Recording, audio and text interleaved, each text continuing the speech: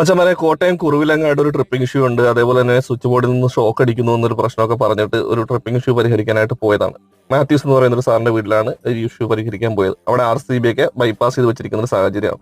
ചെയ്ത ഇലക്ട്രീഷ്യൻ ചെയ്തു വെച്ചിട്ടുള്ള പരിപാടിയാണ് ഈ കാണുന്നത്. കുറച്ചൊക്കെ നാണം അവർക്ക് തോന്നണം. ഞാൻ ഇത്തരത്തിലുള്ള വീഡിയോ അപ്ലോഡ് ചെയ്യാത്തതാണ്, പക്ഷെ ഇത് അപ്ലോഡ് ചെയ്യുന്നത് അതുകൊണ്ടാണ്. ഇത് കണ്ട ഇത്രയും കേബിളുകൾ ഓപ്പൺ ആക്കി നിർത്തിയിട്ട് ആ DB അടച്ചിട്ട് വെച്ച് പോയ മഹാനെ എന്താ പറയേണ്ടത്? ഒന്നും പറയാനൊന്നുമില്ല. നമ്മൾ ഇങ്ങനെയുള്ള കണ്ടന്റ് കാര്യങ്ങളൊന്നും നമ്മൾ ഉൾപ്പെടുത്താറില്ല. പക്ഷെ ഇത് പറയാതിരിക്കാൻ പറ്റില്ല. അതുകൊണ്ടിട്ട് മാത്രം പറയാണ്. കാണുമ്പോൾ കുറച്ച് ഉളുപ്പ് തോന്നട്ടെ, അതുകൊണ്ടിട്ടാണ് അങ്ങനെ ഇടുന്നത്. ഇത്രയും വയറുകൾ ഇങ്ങനെ ഓപ്പൺ ആക്കി വെച്ചുകൊണ്ട് ഈ DB അടച്ചു കഴിഞ്ഞാൽ തീർച്ചയായിട്ടും ട്രിപ്പിംഗ് ഉണ്ടാവും.